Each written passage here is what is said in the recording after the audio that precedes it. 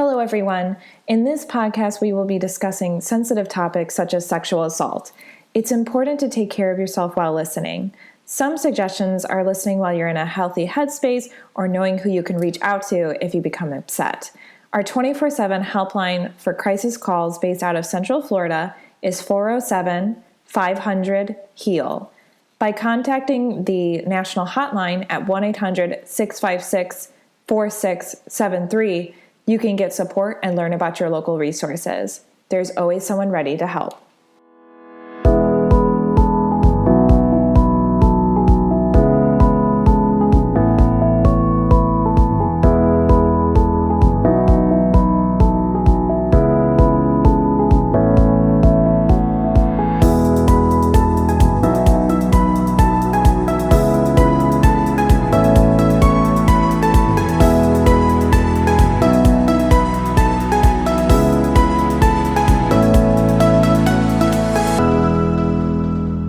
Victim Service Center podcast.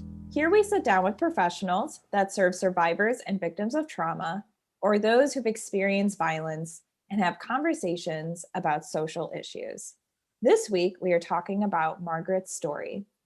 My name is Emilie Mitchell. My pronouns are she, her, and I'm the education coordinator at the Victim Service Center of Central Florida. With me today, I have Margaret Hoelzer.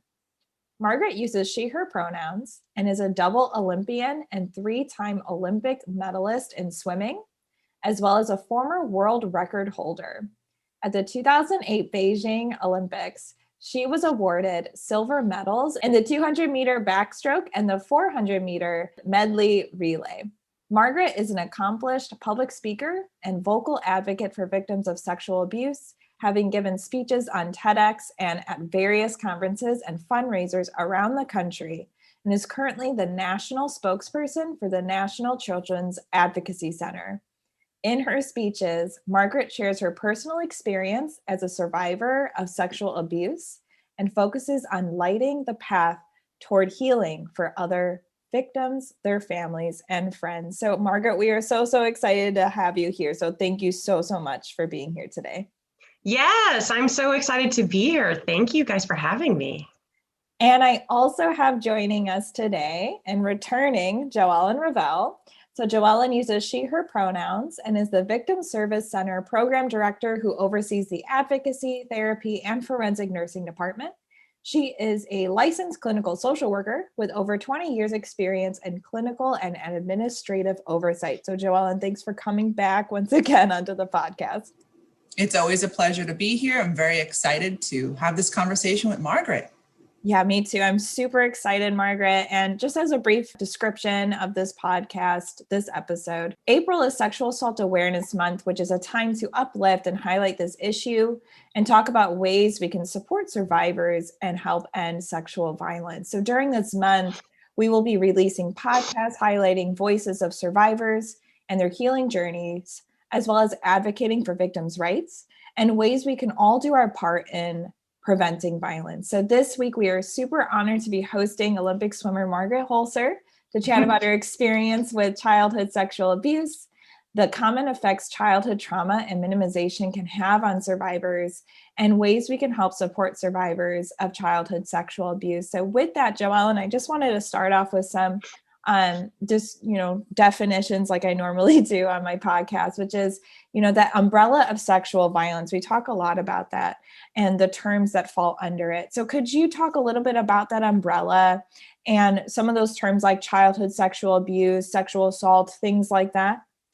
I definitely want to make sure that everyone who's listening realizes and understands that this is a sensitive topic and want to make sure anyone who's triggered gets their safe space for themselves. So sexual assault covers, generally speaking, terms that are utilized for adult violence that is sexual in nature. And the term sexual abuse is generally when it involves a minor, or child sexual abuse when it involves a minor. But I certainly want to have a good disclaimer to say, we're not law enforcement. We are not the state attorney. We are a nonprofit and we serve victims. And so for individuals who are listening in states outside of Florida, there may be different terms or definitions as it relates to abuse versus assault/battery, rape. And we've talked about in past podcasts that not everybody uses the term rape or sees rape in the same manner. Many times victims don't, because they think of rape as a very violent assault, and that's not necessarily the case. So I kind of want to put it out there. I think it's important for any listener to really get to know the laws and the rules about where they live or what jurisdiction they're in terms of understanding the layers of terminology, because there is a wealth of different terminology when it comes to assault with a deadly weapon or assault involving, a vulnerable adult, things of that nature. I really appreciate you breaking that down, JoEllen. You mentioned, the VSC is a nonprofit, but we're also a certified rape crisis center. So I was hoping that you could also explain what a rape crisis center is, and then what is a children's advocacy center? Excellent point. So very important to understand and realize that in every community there should be, and if there's not, there should be efforts to work towards getting rape crisis centers and children's advocacy centers. So Victim Service Center is a rape crisis center, and we are certified for Orange County, Osceola County, and Seminole County, Florida. And by virtue of us being certified, we are the single sole provider of rape crisis work in the county. But interestingly, and it's important to note that what we do in 2 of those counties is we start working with people at age 12 years old. But in the other county, it is not until 18 years old. So it's very much county specific in terms of age of starting. Most children's advocacy centers, and what they are they are community-based service centers that really wrap around professionals when it comes to a child victim. And it's not just a child victim of sexual violence, it could be of physical violence, emotional abuse. And they wrap themselves around in terms of professional support and services so that that individual child can heal and the perpetrator can be identified and prosecuted. But most of them serve 0 to 18 years old. In our county, they do serve up until 18 for some crimes, but when it comes to sexual violence, we get referred those individuals who are 12 and older because our agency performs forensic examinations following a sexual assault. And so our nurses who are able to do that, sexual assault nurse examiners, are able to assist both adolescents and adults in getting that rape kit. Thank you, JoEllen. Yeah, I always like to kind of start off my podcast with just kind of a framework for everyone to start off with as just kind of a foundation. But with that, I'd like to further more definitions as we go through this conversation.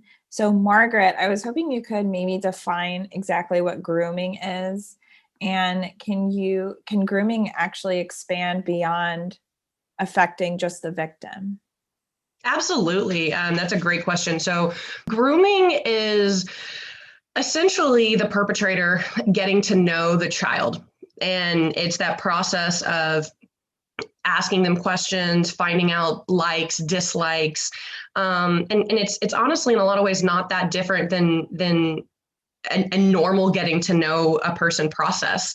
But obviously it's in a slightly creepy way because of the intent behind it, right? Like there's not a positive intent, behind it. But traditionally we think of grooming as only being towards the victim, and really grooming is the entire community. It's the parents, it's the other neighbors, it's everyone in the community, which is part of the way that they're able to be successful. I think one of the things that's especially unique to children, although it's not only children, is in order to have access to a child, typically you can't just walk up to a child and have access to them, right? You have to kind of go through the gatekeepers, which are the parents, which are, maybe the teachers or the coaches, or, there's just people around. And so in order to make those people comfortable, these perpetrators are honestly very good at what they do, and they're usually nice and people like them. And that's why after the fact, when people find this out, there's usually this adverse reaction where people go, what? No, I've known this person for 20 years. They were my neighbor, or I worked with them, or we had them over for barbecues, right? Like there's usually this very palatable reaction. because people were groomed and they do know this person and they like this person. And that's why this is so hard is if it was Hannibal Lecter and if this person was scary, they wouldn't be very good at what they do. That is such a good point. I think that you bring up I never thought of it as grooming can actually be part of like the whole system in general. I didn't know it could affect the entire family unit and even the community, like you were mentioning. So I think that's really important to highlight when we talk about things like grooming. Would you be able to share a little bit about your experience with grooming and the effects that it had on you and your healing? Absolutely. So I have a great story sort of about when I was being groomed, and I was abused from the ages of 5 to 7, just for a little context, and it was by a good friend of mine's father. And so this was a house that I was going to on, regular play dates. They were coming over to my house, that kind of thing. And so we were at my friend's house, one time, and we were playing hide and go seek. And, I'm clearly not competitive. So, I didn't want to win the game or anything. But I was hiding, my friend was seeking. And so my friend's dad was like, oh, hey, Margaret, I have this great hiding place. And I was like, oh, awesome. So he takes me, around the corner of the house, and he takes me to the crawl space of the house. And in addition to, being in this hiding spot, he's like, oh, I found a frog earlier today. I put it under here, because he knew that I liked frogs. I mean, I loved all animals, but, anything I could catch in my yard, snakes, frogs, like I said, easy things to catch. And this man knew that. And so him telling me that he had caught a frog, like immediately caught my interest. So he's like, oh, I put a frog under here earlier. And so I'm like, oh, great. And so we go under the crawl space of the house, and I very happily went with him. In no way am I thinking that this door to this crawl space is relatively small. Only a small amount of light is going under the house. And it was a decently large house. So it went back quite a ways. I'm not thinking like what's going to happen. I might never have been, seen again. Right. I wasn't thinking any of that. And of course, let's be honest, there was no frog, but if there had been a frog, the odds of finding a frog in a huge crawl space, hours later, like that's going to happen. But as a little kid, I'm not thinking any of that. I'm just thinking I'm clearly going to win this game and I'm going to find this frog. And so that's all this man had to do was he had 2 interest points. He honestly only needed 1, but he had 2 things, and in no way, shape, or form was I going kicking and screaming into this crawl space. I was like gladly like leading the way. In fact, I think I went under there, and then he followed me. He went behind me. And so it's a perfect example of kind of how grooming works, is it's finding things the child is interested in. And then, using that trust that you have kind of, that they build, because it, usually doesn't happen on the first day. It's something that's built over time. And then using that trust that they have to take those interest points. That particular day, I'll finish the story. I was really lucky and nothing happened. But I still love that story because it does demonstrate grooming, honestly, so effectively. Thank you so much for sharing your story, not just on this platform right now, but in general. I think that it's so important that we highlight this, and I really appreciate you being vulnerable and sharing that. I wanted to say, you said, you really highlighted how they use this trust. How did that affect kind of your healing journey or your processing of the event or the incident, I should say? It does. It absolutely does. Because just like the community having this adverse reaction when someone comes forward, a lot of times the victim has the same reaction. This was someone that I cared for. This was someone that I trusted and honestly that I thought cared about me and I thought was my friend. And so when I went public with my story, I was worried about what was going to happen to this person. And I was worried about his family and my friend and the reaction and what was going to happen. Was my friendship with this friend going to be ruined? And at the time I didn't want anything bad to happen to this man, right? Like I didn't want him to go to jail. I didn't want because I didn't fully understand what he had done. I didn't understand, one, that it was illegal, but I also just didn't really fully understand how wrong it was and how bad it was. And so in addition to the community having these reactions, a lot of times that is what the victim goes through, is they're mentally thinking, I care about this person, I trust this person, maybe they didn't mean to do it, or what are the reasons behind it? And honestly, the reasons don't matter. What they did isn't okay, but it's sometimes part of your own healing journey is learning that, is getting to that point and recognizing that it doesn't matter. This person had no right to do, whatever it is that they did, in this specific example. But learning that is a very important lesson. And sometimes that takes a while because you don't always connect the dots and realize immediately that what happened to you was wrong. I think sometimes, in the stranger danger analogy, if you don't know the person, you don't have any connection, it's easier to make that association. But when you have this relationship, it's hard. It's harder. Margaret, I really appreciate everything that you're sharing. It's bringing some questions to my mind, and I hope I can ask this one. Was there something that prompted you? Like, did something happen that kind of lit the switch, if you will, in terms of, I'm going to share my story publicly? Yes. So two things. I didn't actually share my story publicly with the world until years later when I was 25. But at 11 years old, so I was abused from 5 to 7. At 11 years old was when I told for the very first time. And what had happened was we actually had sexual abuse education in schools, which in 1994 was incredibly rare. I cannot stress enough. I mean, it's still not in some schools, right? I mean, it was so rare. So I was so incredibly lucky. And I remember watching a series of videos and just getting really, really uncomfortable. And at the time, I didn't quite connect the dots myself and go, oh, this is sexual abuse. But I think it got the wheels turning, right? Something was firing, and it got me thinking about it. And so, a couple of weeks later, a friend of mine and I were walking around the block in our neighborhood, and you're also at that age, you're starting to talk about boys and who you have a crush on, that kind of thing. And that's what we were doing. And for whatever reason, I decided to tell my 11-year-old friend. And again, back to how important that training is, my 11-year-old friend recognized it and said, Margaret, you were molested.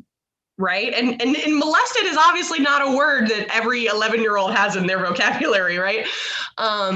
So she recognized it and then, knew exactly what to do, which is, you need to tell a trusted adult, which in my case was my parents. And so I then told my parents, and again, was very lucky. My parents believed me. So the first 2 people I told believed me. I was able to go on and get help. But yeah, I honestly attributed a lot to that education I had in schools. Is what prompted me, I believe, to tell, but also is why my friend recognized it. Because had she not known what it was, she wouldn't have necessarily said, tell your parents. And then I wouldn't have necessarily made that connection. What an amazing situation, after the fact, to know that the person you disclosed to such a young age was able to provide you with belief, just to start by believing, and then support. That's profound. I think it speaks volumes to prevention education. Absolutely. And am I making an assumption that this wasn't the child of the person who assaulted you, or was it? No. Okay, different child. Okay. Yeah. Wow, that's pretty incredible. Yeah. Thank you. No, it really was. It really was. That's an incredible story. I can't echo JoEllen enough. I think that it just highlights the importance of responding to disclosures responsibly, and also the importance of supporters too, and that violence prevention education, right? As an educator, that gives me hope, to be honest. That's really nice to hear. JoEllen, I wanted to ask you, what are some factors that could make children and families vulnerable to things like grooming? So the thing about grooming, what I believe is that there is a a huge risk that can potentially happen when a child is involved in activities, whether it's like religious activities, whether it's sports activities, whether there's, math club or things like that. There's always potential. I think that there's risk factors at times, like for human trafficking, for example. There are a lot of risk factors that we see with kids in the foster care system, especially females, and that transitional aging out. They have a very heightened risk. There's also these risks with people who have low self-esteem as it relates to whether or not perpetrators are targeting individuals who may easily be manipulated, perhaps. But I think risk is always inherent. I mean, as a parent of two, I often worry about my children, and you can't live in a bubble. You have to be able to engage in social activities and, friendships and school events and religious things or what have you. So you just have to be mindful. But I would say if you had a person that was, working a lot, like as a parent who may be working a lot and unavailable or not checking in with their children, or there's multiple children, like a large sibling group, I think those are the things where parents could be distracted or not realizing, and then things can happen when you rely on the supervision of others more than yourself. Perhaps there's more that you would want to offer on that, Margaret. Yeah, I was going to ask Margaret, I don't know if you wanted to add on as far as vulnerabilities to things like grooming. Yeah, no, I mean, I think everything you said is accurate. And it's honestly, I think being vigilant, it's having those tough conversations with your kids. And honestly, I don't think they have to be tough. I think one of the things that my mom did really well, and one of the reasons why at 11 years old, I was able to go to her, was my parents from an early age encouraged asking questions and always told me, like, there's no dumb questions. You can always tell us anything. You can always ask us anything. You won't get in trouble. And to that point, I mean, I came home from school one day and asked my mom what a condom was. And I had absolutely no idea.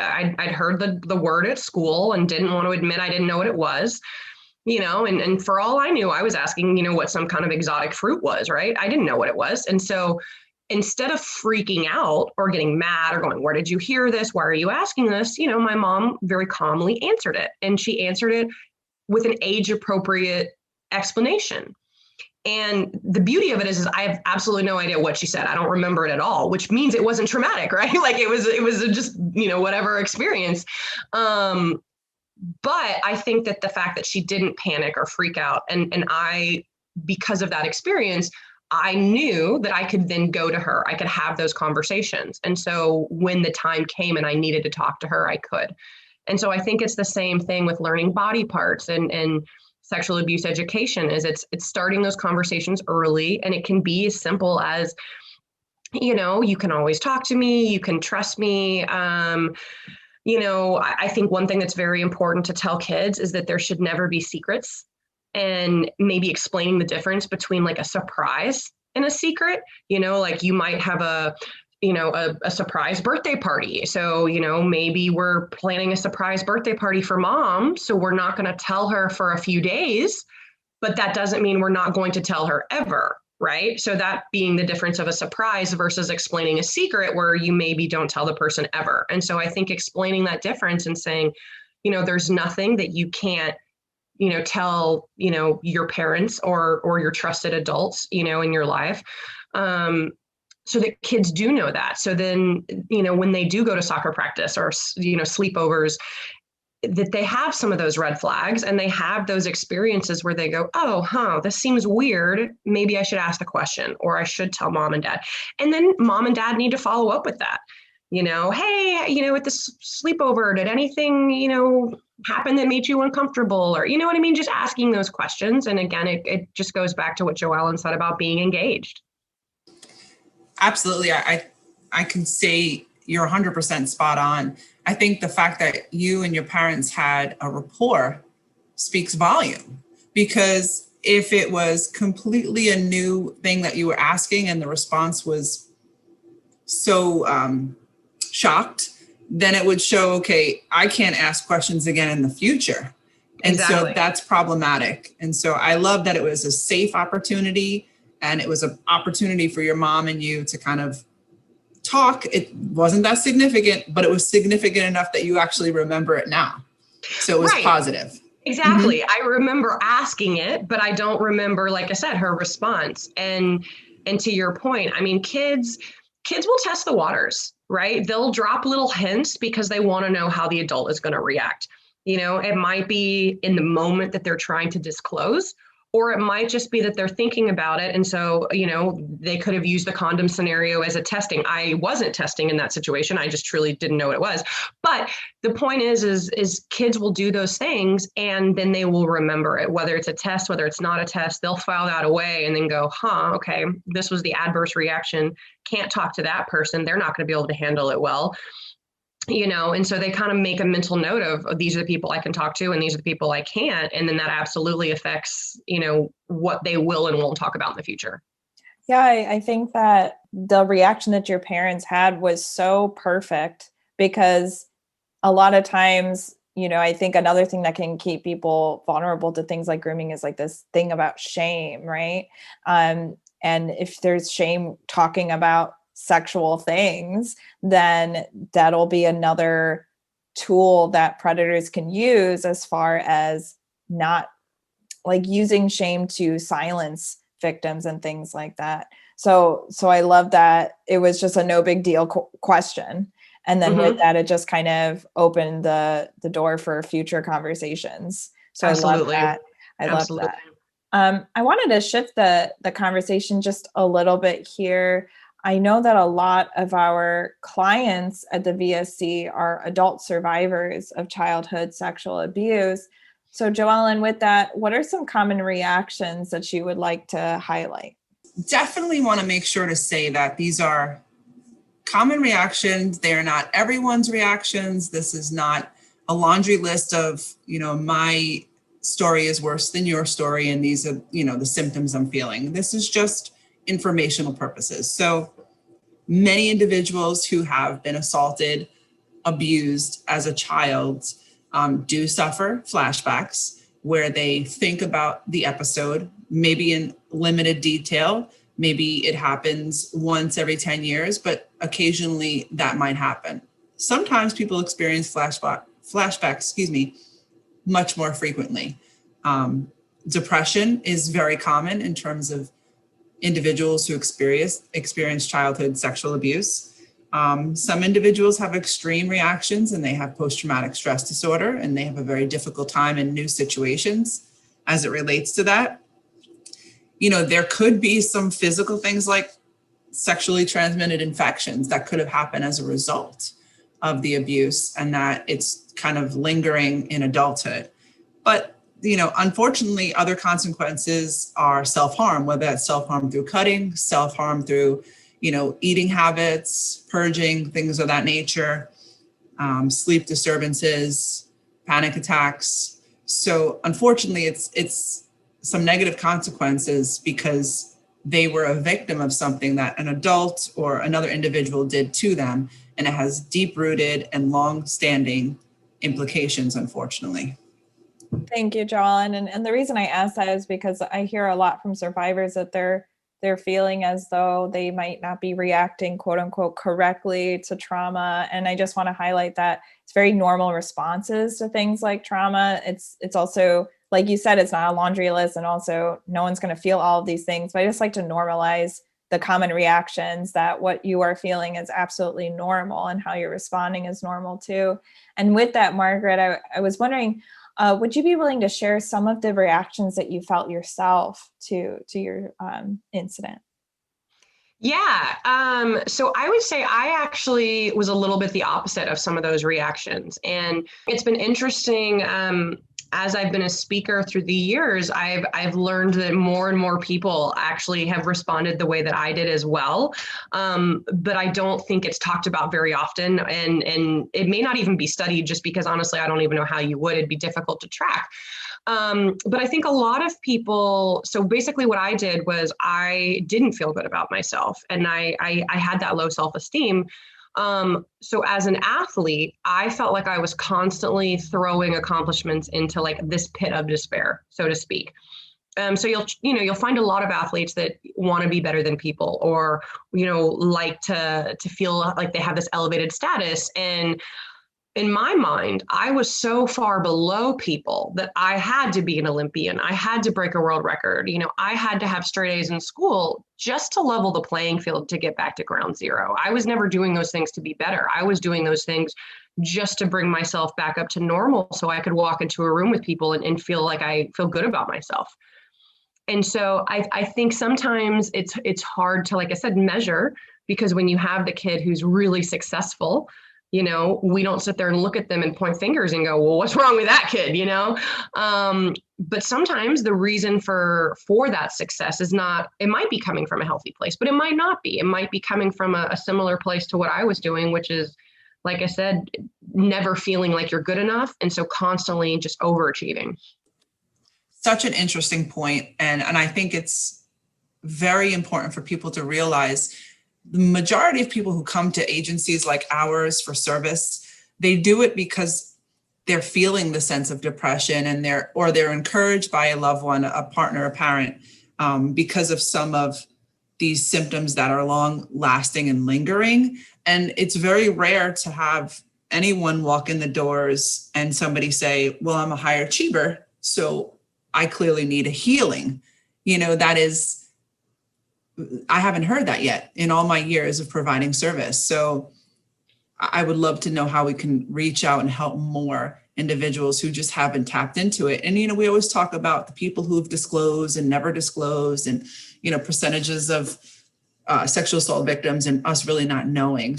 So it's fascinating to think about who's out there, who's living a successful, in quotes, life, but maybe is really, really just adapting or adjusting to their past. I would say absolutely. And I honestly don't know what the right answer is in terms of tracking it. But I think, again, just that talking about it and that educational piece, and the more that you talk about it, like I said, it's something that I've started talking about. And every time I talk about it, there's usually at least one person in the audience that will be like, oh my gosh, I didn't realize that's what I was doing. Like, I went to grad school, or I was the first person in my family to go to college, or, I've had people tell me things like that. And they're like, I had no idea. And I, when you said that, it kind of clicked. So I think it's just talking about it and having those conversations, and again, letting people know that there's no one size fits all. Everyone reacts a little bit differently.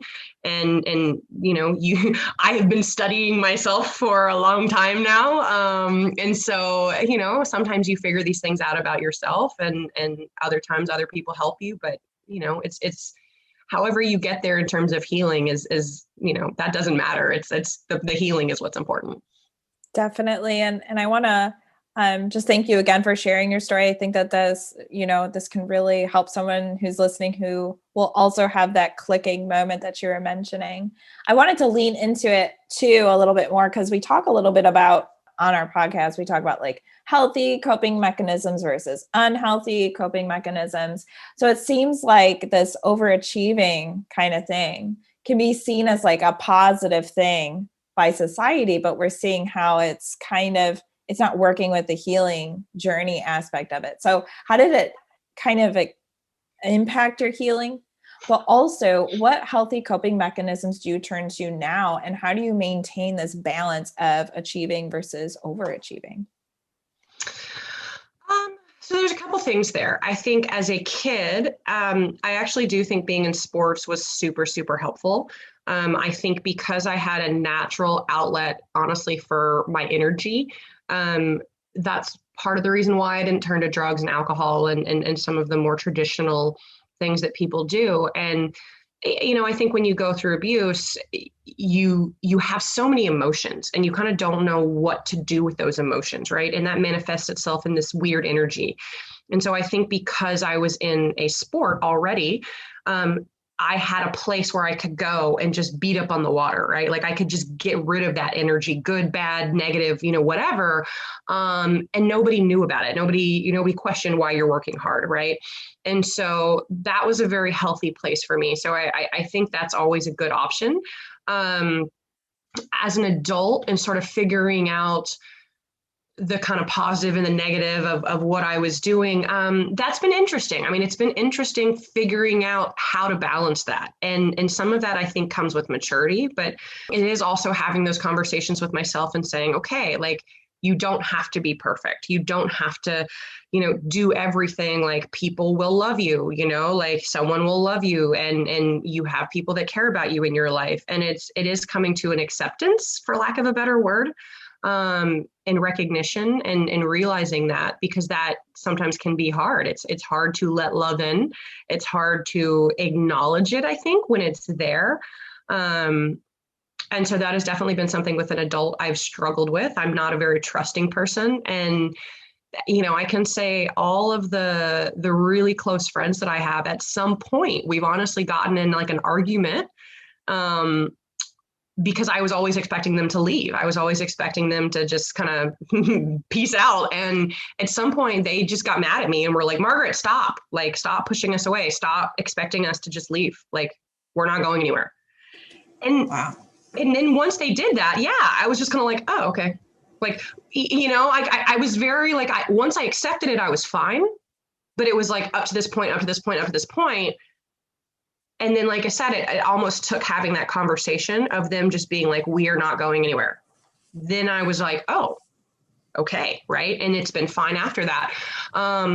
But I've almost, unfortunately, I've almost had to go through that experience with everyone that I'm really close to in my life, because again, it's not trusting, but I think it also goes back to, I do struggle with the belief that someone can love me, or the belief that someone, and that goes back to like that wanting to be perfect thing. So it's definitely an ongoing thing that I'm still working on. And have I gotten better? Yes. Am I perfect? Am I still working? Am I done? No, I'm still working on it.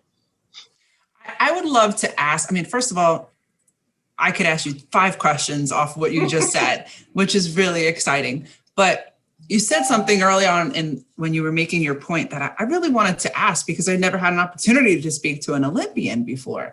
But you were younger and you were very disciplined in training. And I always think about the body keeping the score, because the body does. And you had an outlet of swimming and beating the water, as you said. I wonder, and I was just putting it out there, as a younger person training for the Olympics and kind of doing it every day, probably multiple times a day, that was like physically there for you to outlet and get your feelings out maybe. As you got older, I don't know if your training reduced, but did you see any correlation between like less time in the pool and maybe like more of your emotions kind of coming to light? Yes, absolutely. So one of the things that was interesting was when I was 11, I went to counseling, and my counselor actually told my parents, that when Margaret's an adult, she'll probably need to go back to counseling. And that counselor was 100% right. And there were several things there. Some of that was becoming sexually active, dating, and figuring out all of that.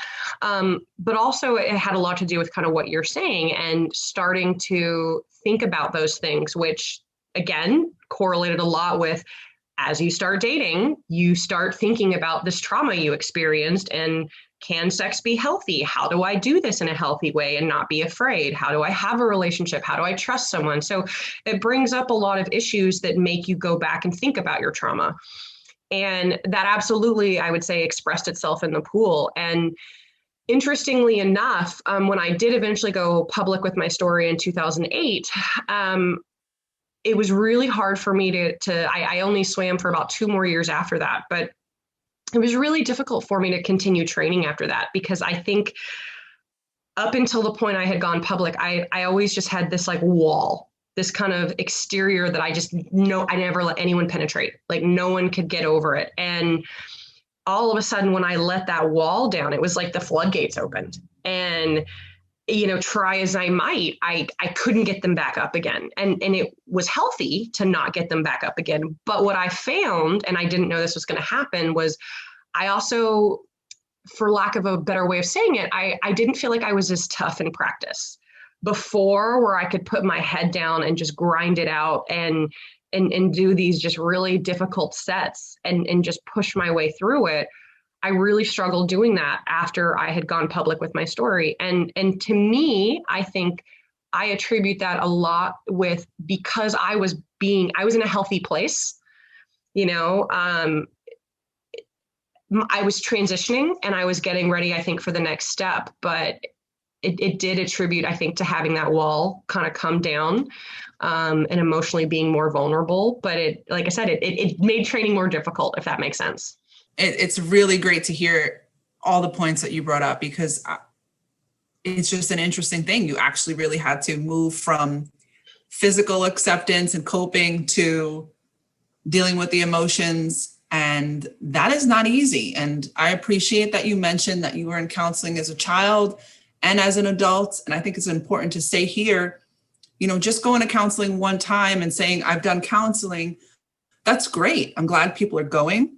For anyone listening, but understand you need like a booster shot sometimes. Things will happen in life that you need to kind of realize, ooh, I need a professional to guide me through this, because venting to my friends, and by the way, venting and could be an unhealthy coping mechanism. It could just be a repeated cycle of venting out the bad issues. So finding a professional to process those feelings, behaviors, emotions is super important. So thanks for bringing up so many great points. And you're doing a great job. So whatever you've done and whatever kind of path that you took, I can tell you, you're still successful. And I know you're competitive and you're winning.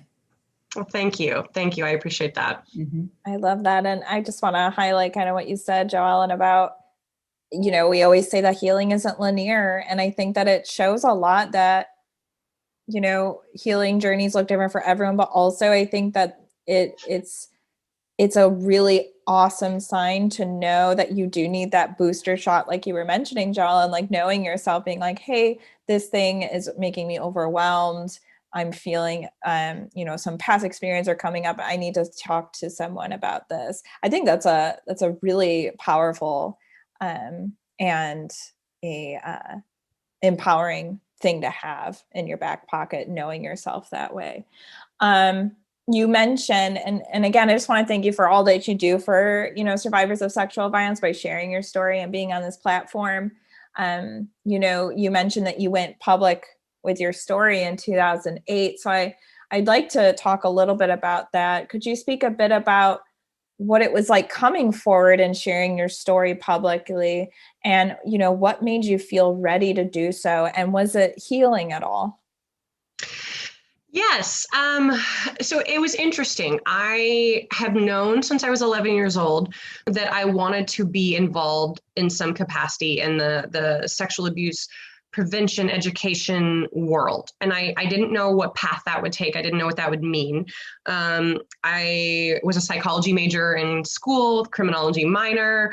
So I definitely knew I was interested. I learned very quickly that I would not be a good psychologist, so I didn't go that route.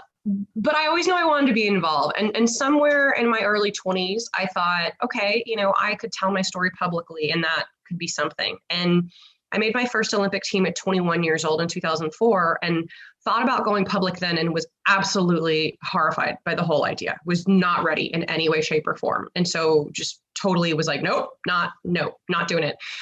And there were a couple of reasons for that. One, I just wasn't ready. Two, in my mind, in order to be a success story, you have to be successful. And in my mind, I went to the Olympics and I got 5th place. And so I was not successful. And so I didn't feel at that time that I could tell my story, because I didn't have, again, this goes back to that overachieving. I didn't have the merits that I needed to have in my mind to successfully tell my story and have anyone care about it. And so 4 years later, 2008 rolls around, and a series of things happened. I think one, I was more mature at 25. And I was in a healthier place. I had started counseling again when I was an adult at 23 was when I went back to counseling. So at that point, I had been in counseling for 2 years. And I think that had a lot to do with why I was in a healthier place. And, a couple things happened. One, because I actually decided I was going to go public with my story before the Olympic Games, but I didn't want to do it. I didn't want to go public before the games and then have all the media and all the attention on me, because I just didn't want the attention. But I made the decision to do it before the games. And then part of that decision was, okay, In my mind, I had always thought that, okay, I'm going to tell this story, when I'm married, 2.5 kids, white picket fence, and it's going to be great. And then I think I just like grew up and realized like, that's never going to happen. Like nobody wakes up one morning and just like wants to talk about sexual abuse, right? Like I could be 90 years old and not want to do this. And so I think once I recognized that, I was like, okay, well, if it's going to be terrible, I might as well just do it and get it over with. And so that was a big step, I think, was just recognizing that there was no reason to not do it now, because it was going to feel the same. It was going to be hard. It was going to be scary, no matter when I did it. And so that was one recognition that I had. I did very much want to use the Olympics as a platform, because I realized that was kind of my one opportunity to have the world listen and hopefully let other survivors know that, this does happen. It does happen to people that are very successful, and you're not alone. So that was very important to me.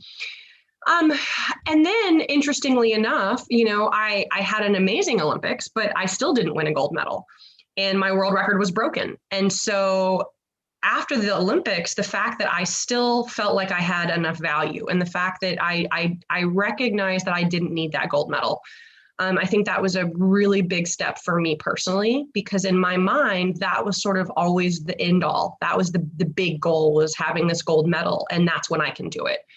And so all of a sudden getting to this place of peace within myself and saying, I don't need a gold medal. Like, my story is enough. People will care because it happened. And I have a right to tell my story no matter what. And so I think getting to that place of peace was extremely important to me. And, and again, goes back to that validation of myself and realizing that a gold medal wasn't going to make me a better person. It wasn't going to make me any happier. It would be great to have one, but it doesn't change who I am as a person. And so a lot of that, I think, was just that personal growth of me recognizing that what I had accomplished was pretty significant, and being proud of myself, which was hard. That sounds crazy, I know, but I had a really hard time being proud of myself, because I was always looking forward to the next thing. I was never looking back or patting myself on the back. It's like I was just I would do one accomplishment and then I would look forward immediately. What's the next thing? What's the next goal? What's the next goal? So I think taking a step and saying, no, I am proud of myself. What I have done is pretty amazing. That was kind of all tied in with that. And so, like I said, 2008 was a really pivotal year for me, not just because I had an amazing Olympics, but I think because of the personal growth that I had done in deciding to go public with my story. And then, of course, I've got amazing friends, and my two best friends were in China with me. And these are my two childhood best friends. And they, of course, had known, I had told them when I was in high school. And so we went to the Great Wall of China one day, and literally I said, hey, I'm thinking about doing this. And of course, both of them were so supportive, because they were my sounding board of, is this a good idea? Should I not do this? What do you think about, you know what I mean? And so, you always got to run everything by your friends, right? And so that was kind of me getting that last final, okay, if you will. And then when I went back to the States, did it. Wow. That's pretty impressive. It's like monumental. And I think it's important. I think it's important to recognize, like, probably in the moment, you knew a lot was happening with the Olympics, and that was, a lot to be proud of. But the fact that you're reflecting now on how proud of yourself you are in terms of making some decisions, I think that is powerful, because not everybody gets to go to the Olympics, but many people get to kind of come out and share, disclose, get therapy, get healing. And sometimes that's just the first step, is being able to acknowledge and say, I'm going to do this. I'm going to take time for me, and I'm going to walk forward and move forward from this. I would agree with that. And I think, honestly, a lot of survivors have a hard time, regardless of what the accomplishment is. I think they have a hard time sometimes acknowledging that and giving themselves credit, right? Maybe it's going on a date. I'll be honest. I mean, I think dating is one of the absolute hardest, most terrifying things in the world. And so just going on a date for me, that's always something that I have to pat myself on the back for, because it's something I am terrified of doing. I hate doing it. I would rather sit at home with my cat every night of the week And so it doesn't have to be this grand thing like the Olympics. It can just be something small, but that's challenging for you. And I think, again, it's easy to go, well, yeah, dating's easy for everybody else. Like, gosh, Margaret, like you shouldn't be so proud of yourself because you did this thing that's so easy for everyone. But it's not easy for me. And so learning to pat myself on the back when appropriate and know that my goals are not always the same as everybody else. My progression is not always the same as everybody else. And, to, like I said, take my own time. In swimming, we say stay in our own lane, but it's a lot easier said than done. It's really hard to do when you see other people around you, and especially with social media these days, everybody makes everything look so perfect and so easy. Mm-hmm. All I have to do is go post a picture of me on this date smiling and everyone's like, oh, she had a great time. And yet inside I'm like terrified and wanting to like run for the hills, And so it's sometimes hard to stay in your own lane and in your head and realize that, you are doing fine and just pat yourself on the back when you reach your own goals. I think that's a really good point in terms of the idea of, maybe you don't have anxiety about being in the Olympics, but you're having some feelings or resistance about dating, like some worry. And I think that perspective or the optics on that are interesting because you're saying something that many people probably fear and feel is like, it's a risk to go out there and meet some other individual. I don't know who they are. Are they going to reject me? This, that, and the other. When really with the Olympics, it was like it was you against your time, your personal mm-hmm. best. So now you're kind of, this dating thing is like, you're putting yourself out there in a different way. So it's fascinating. Absolutely. Yeah. And I love that you brought up kind of how everyone has their own milestones kind of that they should celebrate too. And so just kind of going back to that individuality piece, everyone reacts different, but also everyone's milestones as they do these healing big steps, I should say, should be celebrated. With that, how did people actually first react when you did share your story, and did it affect you a certain way? Yeah, people were amazing. They, I, of course, with like anyone, I was terrified of going public. I was terrified that what the reaction would be. And I honestly never worried that it would be a negative reaction.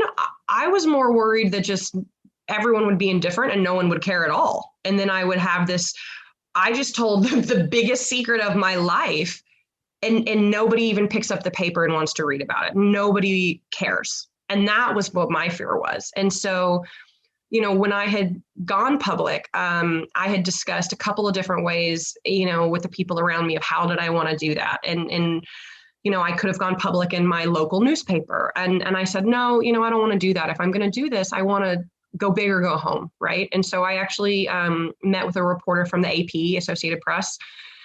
And, we did an article that way. And of course, with that, there's the chance that it will never get picked up. I mean, there's a chance that it could be really big, but there's a chance that it won't get picked up and it won't be read at all. But I wanted to put myself in a position where, again, if I'm going to tell this huge secret, I want to set myself up for success and set myself up to help the most people. And the reaction was everything I needed it to be and was afraid it wouldn't, which was, it was just overwhelmingly positive. I mean, I think the day that my story came out, I think I had like 67,000 hits on my website or something like that. Like it was absurd. I think my website crashed.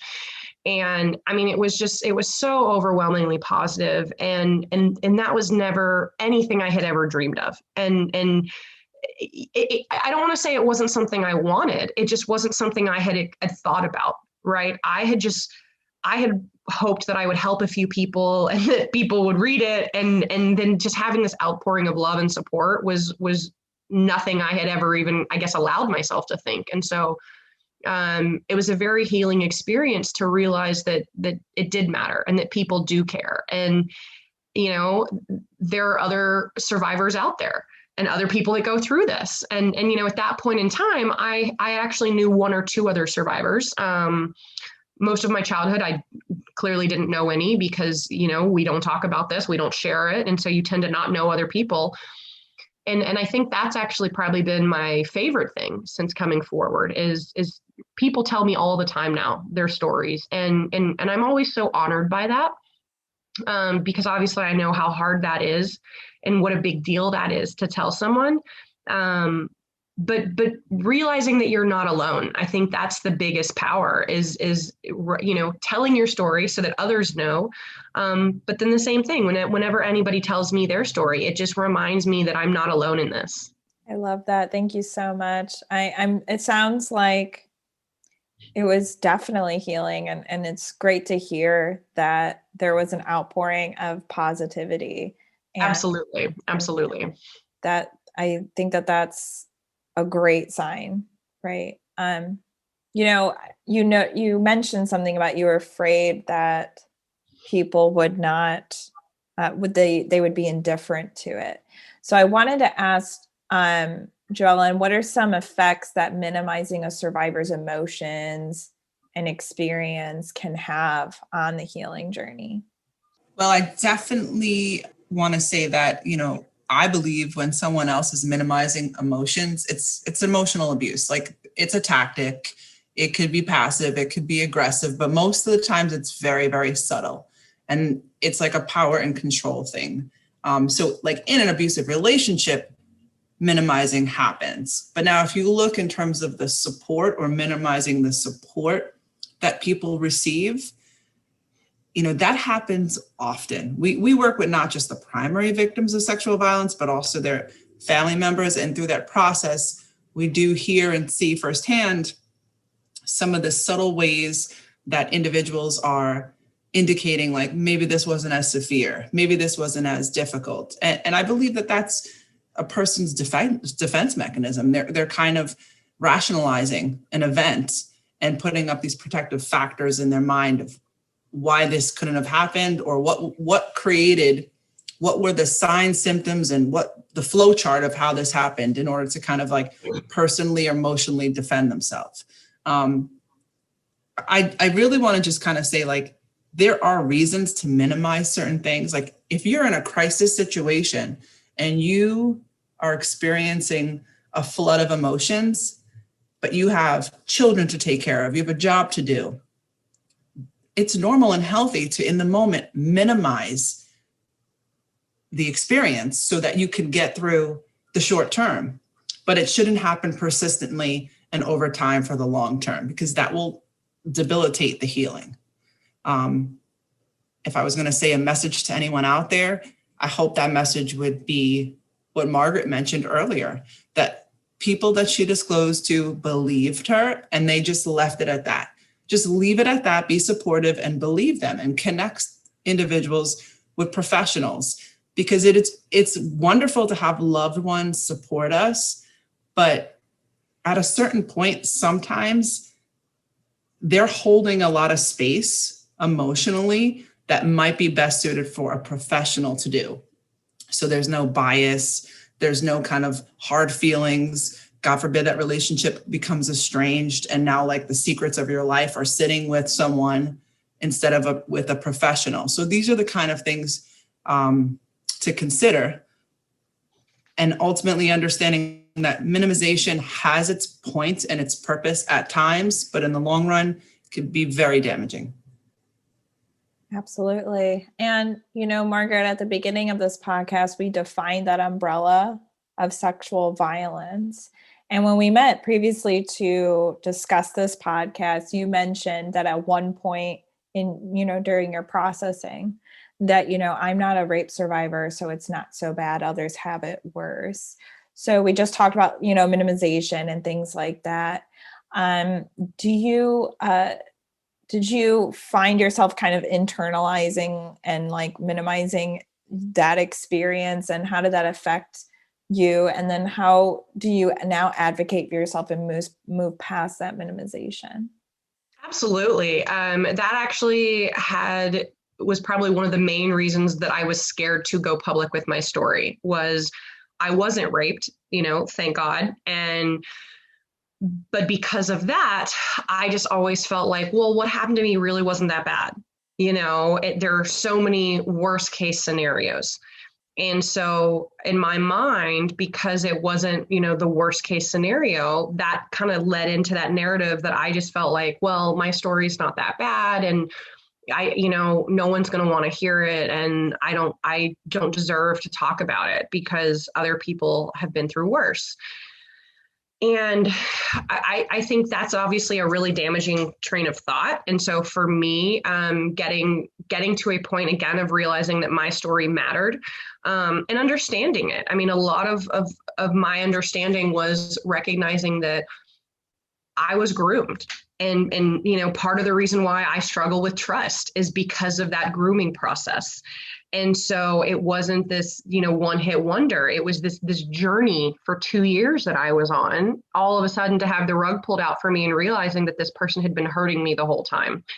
And so, back to the whole dating thing, I am forever looking at the people around me who are married and have kids, and dating is so easy. And all of my favorite TV shows, the women just love going on dates. And I'm like, why can't I be like that?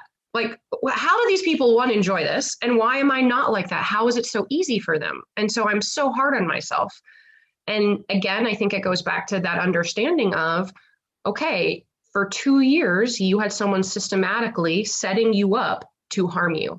And that all goes back to that trust. And I didn't realize how important that was, because in my mind, it was always, well, you weren't raped.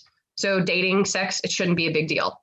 Right? Like, yeah, what happened to you maybe wasn't the greatest, but it wasn't worst case scenario.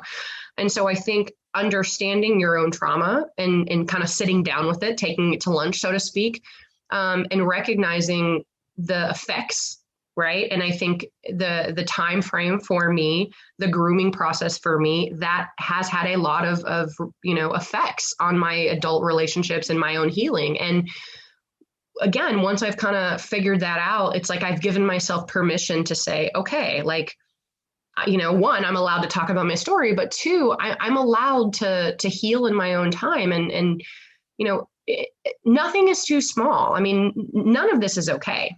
None of it's okay. Absolutely. Yeah. And I wanted to just say, like, there's always going to be someone who has it worse in life. There's always going to be these tragic stories, whether we hear about them or not, but we're still dealing with what we're dealing with. It's still a journey, like accepting your story is your story. And I really just wanted to say that, like, we're not here to find the person that has had the worst victimization and they get a trophy. Like, that's not how life works. No, not at all. It just because, like, you might not be the highest point on the totem pole doesn't mean that you're not entitled to share and then receive care because of your trauma. So, and I want to make sure the audience realizes and understands that. It's super important. Absolutely. Well, and another thing that I think people on that same line of thought, another thing that a friend of mine and I were talking about actually in the last several months was the almost happening. And that can be traumatic. I think, again, this goes back to the conversation of me feeling like, oh, I wasn't raped. The end result wasn't as bad as it could be. We always look at everything as, well, what happened? What was the result? Right? But that's not necessarily what's damaging. I mean, it can be, but a lot of times what's damaging is the lead up, right? In my case, the lead up was the grooming. That's what caused the damage. And this friend of mine was basically attacked in a nightclub and, ended up that she had amazing friends and, was not raped and, taken away and murdered or something. So the end result ended up being a good one. But that didn't mean that she didn't suffer effects. That didn't mean that she didn't, every time she went to a nightclub, worry that someone was going to roofie her drink, or worry that she was going to be attacked, or worry that, why is this guy talking to me or hitting on me, or what's his end goal? You know what I mean? Like the end result not happening didn't change the fact that she was victimized and that she had this adverse experience, and that has stayed with her. And it was, like I said, it was this really fascinating conversation we had about that. And again, it goes back to that minimization of what other people do but also we ourselves do, and just think again, Absolutely. Again, if it didn't happen the way in our mind we think it should have, we don't always count it when we should be. And those emotional scars, they can be more visible than even a physical scar, or, Absolutely. The attempted sexual assault is sexual assault. Yes. I mean, it's taking away something the person has and should be cherished and protected, and there should be consent, and that's been violated. That violation in itself is enough. Absolutely. That trust is gone. The ability to go into a place sort of freely is taken away from you. Definitely. When we would, during COVID, we haven't been able to go out and do a lot of outreach events, but when we would, there'd be a lot of people coming to the table and saying, hey, you help people who have gone through trauma. Is this trauma? And they'll always ask. And I always say, you define what, we don't define trauma for you. It's your story. Right. And so I really appreciate this conversation that we're having. And I hope that whoever's listening who might be minimizing their feelings or or comparing their, stories with others, it's like your story is your story. And I appreciate you saying that you own your story, Margaret. Kind of jumping ahead here. Speaking of that story, Margaret, what is something that you want people to take away from it? I think for me, the biggest thing is at the end of the day, this is something awful, right? It's something terrible, but it's not the end of the world. There's always a light at the end of the tunnel. There's always hope at the end of the tunnel. And, sexual assault, sexual abuse, it is a road bump, a significantly large road bump, if you will. It might be several road bumps, but that's all it is. It's a road bump. And I think it's easy to get caught up in the moment, especially when you're going through it. And honestly, even sometimes when you first start counseling, because when you first start counseling, it could be years later, but it's like cutting a wound open, right? You're reopening that wound and it feels fresh. It feels like it's happening again. And, it's uncomfortable. It's not a pleasant feeling, because we typically don't tend to think about it, because why would we want to, but I think it's just knowing that, whatever a person's goals are, and again, those goals are going to be defined differently per person, whether it is the Olympics, whether it is just being in a happy relationship or dating, those goals really are possible and they can be achieved. They take a little work. It doesn't necessarily happen overnight. But it's possible. And I think just kind of a message of hope is my biggest thing, is that, people are pretty amazing in the things that we can go through, and the things that we can survive. And, I think one of the things that I have learned from this is honestly how strong that I am. And that was actually something that I started doing as an athlete, and I didn't know I was doing it. But I would start looking around at my competitors, and in my mind, I would play these games where I would just think, well, what have they survived? What have they lived through? I've actually been through something, and I didn't know what they had been through. I didn't, they might have been through the same thing I'd been through. But in my mind, I would start playing these games actually as far back, I think, as my late teens, and once I recognized I was doing that, I realized, that's a really powerful tool. Kind of tapping into this and realizing that I am a survivor. And I think that goes into that transition from the word victim to survivor. I intentionally use both words because I think it's important to take back that word victim. A lot of people associate it very negatively. But I really do think that it's a transition. Someone is victimized. It's not something that they asked to have happen. It's something that happens to them that was not their choice. And then becoming a survivor, that is your choice. And I think that's something you individually have to choose. Someone else can't choose that for you. And it's an ongoing process. It's not something that happens overnight. That's something I choose every day. And it's harder some days than others. Some days it's a little bit easier.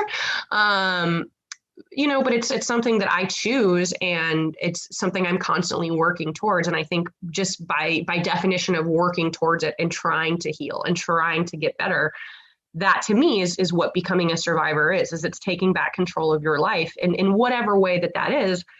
But I very much believe that that's possible. And again, that doesn't mean that you're never going to have flashbacks. It doesn't mean you're not going to have triggers. It doesn't mean you're not going to have bad days, right? You're human, but it's that process of working towards the future. And again, I really do believe that, all positive things are possible. You are absolutely incredible, Margaret.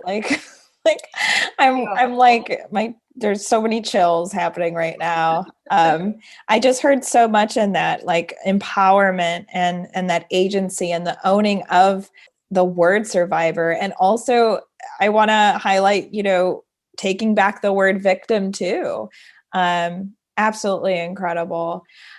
I think that's a wonderful place to sign off. But before I do, I just wanted to know if there's anything else you'd like to add that we may not have addressed. And if there's anything you would like to say to survivors out there, maybe particularly to athletes or sexual abuse survivors. I think we covered pretty much everything. But again, I think it's just that message of hope. I think it's that message that you are always stronger than you think you are. You really can survive anything. You may not want to, Lord knows you probably don't want to. But I think it's just knowing that you are always stronger than you think you are, and you can survive anything. And again, you don't have to do it alone. I think that's very important, is that there are so many people that care and that want to help. And, I absolutely wish that everyone out there would be as lucky as I was and have the first two people they tell believe them. Unfortunately, that is not the case. Statistically, that is very rare. But I think just knowing that there are people out there, if you have to tell 85 people, tell 85 people, right? Like someone will believe you. So it's like I said, I wish that everybody was as lucky as I was and would find it on the first try. But if you don't find it on the first try, don't give up. Just keep trying, because like I said, there are people that care and that will help. And, you can go on and have a happy life. I love that. I think that's a wonderful place to sign off. And I'd like to thank the listener for listening to the Victim Service Center podcast. The VSC is a nonprofit organization that provides free confidential counseling services for victims of any kind of trauma in Central Florida. To learn more about our services, please visit victimservicecenter.org. And to everyone listening, healing is not linear and you are not alone. And thank you so, so much, JoEllen, and so, so, so much, Margaret, for joining us today. Absolutely. Thank you. Thank you, Margaret.